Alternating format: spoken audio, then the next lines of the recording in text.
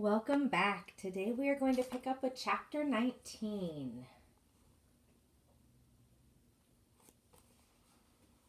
Minley started awake as she heard the scraping of the door against the dirt. The moonlight streamed in from the window, lighting the bare hut. The boy had given her his pile of grass to sleep on and joined the buffalo using some of its grass as a pillow. But as the buffalo snored loudly, Minley could see the bowl-shaped hollow in the hay was empty. "I wonder where he went," Minley said, and she found herself thinking of Ma and Ba and Dragon all waiting for her. Suddenly, the room seemed to ache with loneliness. The boy must be meeting his friend, Minley realized, and unable to control her curiosity, she crept to the window to peek. Yes, the friend was there. Minley was startled when she saw her. Even with the buffalo boy blocking most of her view, Minley could see his friend was beautiful, even more beautiful than he had described her. She seemed to glow like a pearl in the moonlight, and her deep blue silk dress seemed to be the same color as the sky.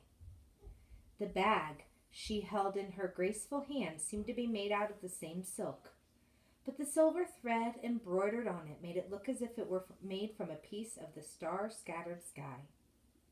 Everything about her seemed finer and more delicate than the average person. There was definitely something unusual about the buffalo boy's friend. Minley watched her laugh and then listened intently as the buffalo boy spoke. He gestured to the house, and Minley ducked down just out of sight as the friend glanced toward her. "He must be asking her about how I can see the king," Minley thought. As soon as she dared, Minley peeked out the window again. The buffalo boy's friend had her eyes closed toward the sky as if listening to the wind. Then she looked at the buffalo boy and spoke. He nodded, and the girl smiled at what Minley imagined was the buffalo boy's enthusiastic thanks. Minley sat down on the wooden stool. "She knows a lot of things," the buffalo boy had said about his friend. After seeing her, Minley was ready to believe it. "But who is she?" Minley asked aloud. And just then the buffalo boy came back inside. "Oh, you're awake," he said when he saw Minley. As much as she tried, she couldn't hide the leftover smiles and laughter from his visit. His eyes sparkled as he sprawled himself out on the bed of grass. "I talked to my friend. She said that the king might be at the Market of Green Abundance tomorrow morning, but you are going to have to find him yourself." "Really?" Minley said. "How does she know?" The boy shrugged. "You didn't ask?" Minley said. "Don't you think it's mysterious that you only see her once in a while? And you never visit her, she only visits you? And that she knows things like where the king might be tomorrow? Who is she really?" "She's my friend," the boy said simply. "That's who she is, and that's enough for me." As Minley looked at the buffalo boy, aglow with happiness against his poor surroundings, she saw it was enough for him. More than enough, as the smile that kept curling up on his face told her. Minley's questions fell from her as she realized there was nothing else to say. I don't know about you, but right now one of the things I'm thinking is that also seems mysterious to me. Like, how? It's amazing that this girl knows so much, but how does she know so much? But with this book, I keep getting thrown curveballs because of that fantasy part of it, right? Curious what you think about the friend. Chapter 20. Ma and Ba walked quietly through the forest. Their steps made a rhythm to the music of forest noises. Ba's arms ached from carrying the goldfish bowl, but he said nothing. "I can carry the goldfish if you're tired," Ma said. Ba opened his mouth to protest when he heard. "Let her, old man. It's her way of saying she's not angry anymore." Ba closed his mouth and looked at the fishbowl and then at Ma. She stood, waiting, clearly ignorant of the fish's words. He handed the bowl to Ma. "If it gets heavy, I can take it back." "We can take turns," Ma said, nodding. Ma was carrying the fishbowl when the night fell and they came back home to the village. The neighbors saw their return and crowded around as if they were selling good luck. "Did you find Minley?" they asked. "Where is she? Where did you get a goldfish?" Both Ma and Ba shook their heads over and over again. "No," they said. "We didn't find her. We don't know where she is. The goldfish is from the goldfish peddler. We followed his footprints thinking they were Minley's." "And we decided," Boss finally said, "to come back and wait. After she finds Never-Ending Mountain, Minley will come home." "Wait for her?" one of the neighbors said. "How can you let your daughter search for Never-Ending Mountain? You are just as lost as her." "We tried to find her, but now we do not know where to look. So we'll wait," Boss said, and then glanced at Ma, who, through her lips tightened at the neighbor's words, did not disagree. "We trust Minley. She will come home." And then Ma and Ba went into their house, leaving the sea of shaking heads behind them. Ma placed the goldfish bowl on the table and quietly began making dinner. A soft breeze seemed to blow in the moonlight, spilling it through the open window and lighting the bowl like a lantern. Ba looked at Ma cautiously. Her face looked wary, but the gentle wind that rippled the water's bowl seemed to smooth the creases of her face. And when the cloud-white rice was finished, Ma took her chopsticks and fed the fish from her bowl. I don't know about you, but I'm thinking that that's probably a really important moment when Ma is feeding the fish from her bowl of rice, based on the reaction she had to Minley getting that fish at the beginning of the book. What do you guys think the importance could be?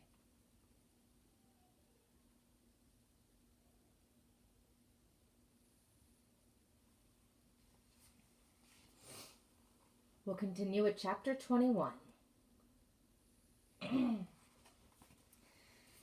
Minley and the Buffalo Boy pushed through the crowd as the sun burned the tops of their heads. Minley, used to the spare harvest of her village, couldn't help gaping at the tall mounds of food for sale at the Market of Green Abundance. I'm going to stop there, and I wonder if any of you have schema about what abundance means. So this is called the Market of Green Abundance. And abundance means you have a lot of something, right? The street and open courtyard were filled with umbrella-covered stands and stalls, flaunting jade-colored cabbages, curled cucumbers, purple eggplants, and tangy oranges. Glossy sugared hawthorn berries like rubies on a stick made Minley's mouth water. "I don't see the king anywhere," Minley said. "Well, maybe he's not here yet," the Buffalo Boy said. "I don't know if I'll find him here," Minley said. Now, in the daylight, the Buffalo Boy's friend didn't seem as extraordinary. What would the king be doing at a street market anyway? "She said he'd be here, so he will," the Buffalo Boy said, his mouth making a stubborn line.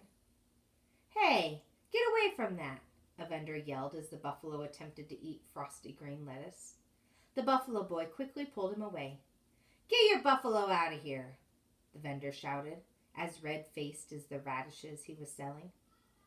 "I'd better take him away," the Buffalo Boy said, pulling the buffalo's head away from the arrays of tempting food. "He's hungry. I should take him to pasture." "I'll stay here," Minley said. "You don't need to look for the king with me." "Okay," the boy said.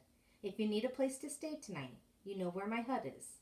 If not, maybe I'll see you around. Good luck." "Thanks," Minley said. But as he carelessly waved goodbye, she realized that she might not see him again. Before he disappeared from sight, she grabbed the last coin out of her bag and ran to him. "Wait," Minley said. "Here, take this." "No," the boy laughed. "I don't need that. You keep it." "But," Minley started, but he had already turned around. "Goodbye," she heard him call, and the buffalo snorted a farewell as well. Minley smiled wryly to herself. Now what? Minley thought as she wandered past stalls, weaving around merchants and customers. How am I supposed to find the king here? Please, spare a piece of fruit for an old man, a voice creaked. Minley turned around and saw a wrinkled, poor man begging at a peach stand. He was dirty and bent, and his clothes looked as if they were made from rags used to wash floors. Please, he begged the peach vendor. I'm so thirsty. One small peach, your smallest? Go away, old man, the fat vendor said. No money, no peach. Please, the beggar said again weakly. Pity a tired old man. Get away from here, you worthless beggar, the vendor spat out, or I'll call the guards on you. The vendor's loud voice had attracted attention from passer-by, and a small crowd began to form in front of the peach stand. It's disgraceful to treat an old man like that, someone murmured. Just give him a peach. All of you are so generous with my property, the vendor glared at the crowd. If you care so much, buy him a peach. As Minley watched the beggar's hands outstretched and shaking with hunger, she felt a sharp pang inside her. It reminded her of Ba, reaching out with his last chopstick of rice for her fish. The copper coin she had offered to the buffalo boy was warm in her hand. She could almost feel her heart beating against its round edges. Here, she said, handing the vendor the coin. Then she picked the largest peach on the stand and handed it to the old man. He bowed to her gratefully and eagerly ate the peach. Forgetting about the inner city and the palace for a moment, Minley watched him. In fact, as if under a spell, the whole crowd stood and watched him swallow the fruit until he held the peach pit in his hand. Thank you, the beggar said in a much stronger voice, and he bowed to the onlooking people. The peach was so delicious. I wish for all of you to be able to taste it. If you would humor an old man and stay a little while, I'll share my good fortune. The old man took a small stick out of his pocket and bent down. In the dirt next to the black bricks, he dug a small hole and planted his peach pit. He stuck his stick upright in the little mound and then asked for water. Minley, now completely fascinated, took out her water jug and handed it to him. As he poured water onto his stick, it trembled. And was she imagining it? It seemed to grow. And it was growing. The stick grew higher and higher and thicker until it was the width of Minley's arm. When she could no longer see the top of it, pink flowers and branches began to blossom out of it. As the sweet scent of the flowers filled the air, Minley realized the stick had become the peach tree. The crowd of people seemed to realize this too as they all gaped at it in open mouth. Even the stingy vendor left his fruit stand to stare at it in awe. Like pink snow, the petals fell from the tree and made a soft carpet on the dirt. Green leaves sprouted, and as they cascaded over the branches, pale moon-colored balls like pearls developed. Almost as if they were small balloons being blown with air, they grew into round fruit, blushing pink and red as they developed. Soon the tree was heavy with them, and the air was full of the enchanting smell of ripe peaches. Children gathered around and stared longingly at the luscious fruit, while the adults gulped with their mouths watering. Finally, the old man reached up, plucked a peach from the tree, and handed it to one of the people in the crowd. Please, he said, waving his hand. Help yourself. The crowd needed no other urging. Young children climbed the tree and passed down the fruit, while the taller adults simply stretched and grabbed. A boy with a tired horse climbed onto its back to reach an especially red peach that called for him. Before long, everyone's mouths were full of soft, sweet peach flesh and groans of delight. Even the peach vendor, his stand forgotten, stood under the tree with his eyes closed contently and peach juice dribbling out of his mouth. I'm going to pause there. I don't know about you, but what are you wondering right now? Some of the things I'm wondering is, so how long did it take this tree to grow, right? That's one of the things that's going through my mind. I'm also wondering, obviously this tree is magical, so is this man somehow related to the king? is what I'm wondering. I'm also wondering if Minley is going to partake. Will she get a peach? Oh, and I'm just looking. My next question is answered in the next line. Minley, however, did not join in the Feast of Peaches. If I hadn't been eating peaches all the way to the city, Minley said to herself, I'd be the first one climbing the tree. But as she was slightly tired of peaches, Minley saw what no one else did. She noticed that every time someone plucked a peach from the tree, a peach from the fruit stand disappeared. The beggar is using the vendor's peaches for his tree. Minley laughed to herself as she glanced at him through the fruit-eating crowd. He was watching with an amused look, and suddenly Minley saw the beggar wasn't really that old at all. He must be a magician. Maybe he can help me get into the inner city. Minley edged towards him. As she weaved her way to him, the last peach was picked from the tree, and the leaves and branches began to disappear.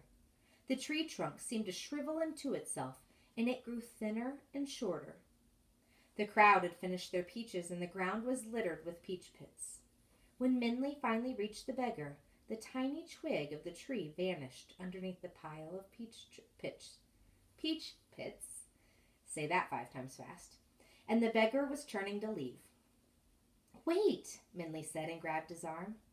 However, as Minley took hold of his sleeve, it pulled back and a glint of gold shone. Hastily, the beggar pushed back his sleeve, but the quick glance was enough for Minley to see that he wore a gold bracelet in the shape of a dragon. They stared at each other as Minley's quick-thinking mind somersaulted. Only the imperial family is allowed to use the image of a dragon, Dragon had said. Everyone knows a dragon is always and only worn by kings, said the buffalo boy. The words flashed in her mind, and Minley could scarcely breathe. You're wearing a dragon, Minley gasped.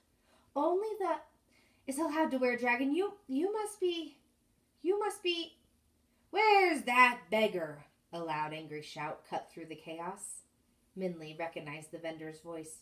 He stole my peaches. I'll get him. Quickly, the beggar shook off Minley from his arm and began to run. She stared in shock as she finished her sentence.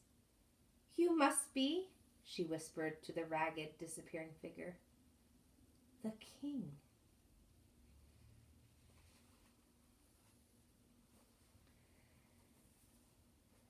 This makes me think of some of the work we've done around like that moral or lesson or theme.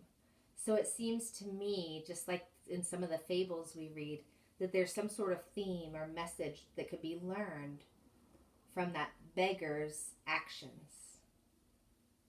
No one wanted to give him money for a peach. But yet when he got one, he shared one with everyone. What do you think that could mean? All right. Chapter 22 is short, so I'm going to go on and go ahead and do chapter 22, and then we'll end there. Ooh, I'm wondering if that's the bracelet. See the dragon? Minley shook herself from shock. The king, Minley said. I can't lose him now. And in a panic, she began to run after the tattered figure. And it was quite a chase, or it would have been if the beggar had realized he was being followed. He wove in and out, around people and bins of rice, each step taking them closer to the unused areas of the city.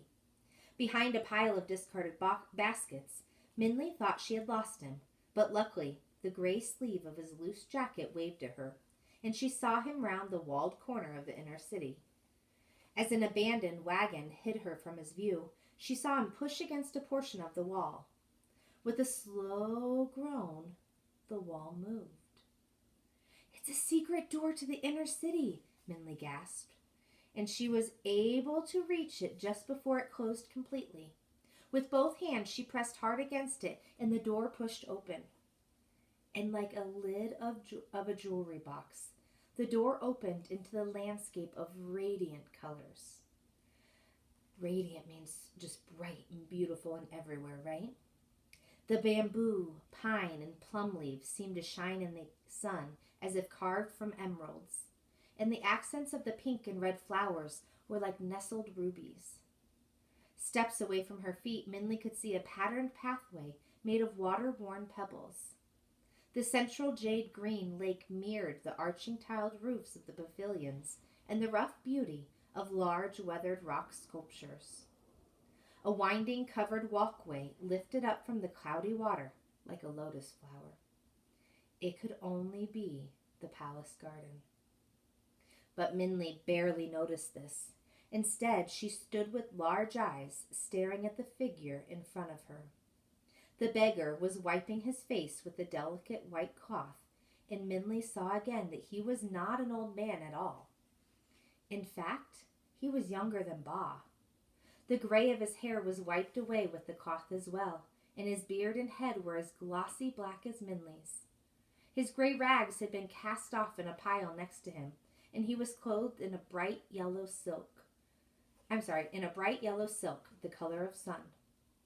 Intricate dragons and multicolored clouds that matched the designs of the gold bracelet he wore were embroidered on his robes and glittered in the light.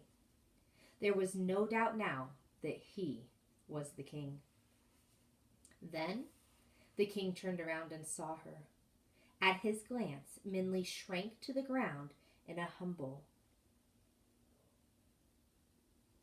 This is actually a word I don't know. So, Kowtow. Koto? Kowtow? I'm just admitting, I don't have a lot of schema about this. What I'm inferring is that it's kind of maybe a way to sit or perhaps some sort of bow. But I'll be completely honest with you. That's what I'm going to look up. Your Majesty, Minley breathed, and her knees could feel the thumping of her heart in her chest. Caught, Minley heard him say, and she peeked up to see the king looking at her with the same amused expression he'd used as a beggar, watching the people eat the peaches. He shook his head at her. With his eyes twinkling at her, he could have been the young father of one of her village friends. And by you, he said, my little benefactor. I knew you were a clever one. Your Majesty, your Majesty, a chorus of voices came through the air toward them, and Minley could see a parade of servants in the distance running across the zigzagged bridge. Well, you mustn't be caught by them, the king said to Minley. Then they would find out all about my little adventure, and then where will I be? And he pulled Minley up to her feet and pushed her behind one of the giant gnarled stone carvings, kicking his rags over her. Quickly, quickly, he said, and don't say a word. I command you not to say a word or to come out until I say so. Minley clutched the rough stone and made herself as small as possible. Hundreds of footsteps were approaching like falling rain from a thunderstorm. What is this? The king demanded. Has war been declared on the city? Your Majesty, an out-of-breath voice said, we have been searching for you. Searching for me? The king said. I have been here in the garden for hours. We must have missed you, the voice stuttered. None could find you. The guards had not seen you, and we feared. You feared the king of city of bright moonlight had been spirited away? The king laughed. Not this time, counselor. However, I do feel the wish to commune with the moon tonight. Your Majesty? The voice said. Yes, the king said decisively. Tonight, I wish to be alone in the garden with the moon. Have a meal brought to me in the clasping the moon pavilion, and do not disturb me until tomorrow morning. Yes, Your Majesty, the voice said, and Minley couldn't help but peek out. She saw rows and rows of finely dressed people kneeling with their heads on the ground in front of the king. Their rich silk clothing shimmered in the fading sunlight. One man, dressed in black, kneeled closer to the king, separate from the rest of the courtiers. Minley guessed he was a counselor. Actually, bring me 2 meals, the king said, and glanced toward Minley. She caught his eye and quickly shrank back out of sight. 2 meals, Your Majesty? the counselor asked with the faintest question in the voice. Yes, 2 meals, the king said. I shall honor the spirit of the moon with her own meal, since she will be keeping me company. It's only fair. Yes, your majesty, the counselor said. Minley could only guess how puzzled he was, but he was well trained enough to keep it out of his voice. In an hour's time, the king said, I shall be at the Clasping the Moon Pavilion. I want the food waiting for me and nothing else. I do not wish to be disturbed by anyone this evening. Yes, your majesty, the voice said again, and Minley could hear the shuffling and swishing of silk as the group rose and took leave of the king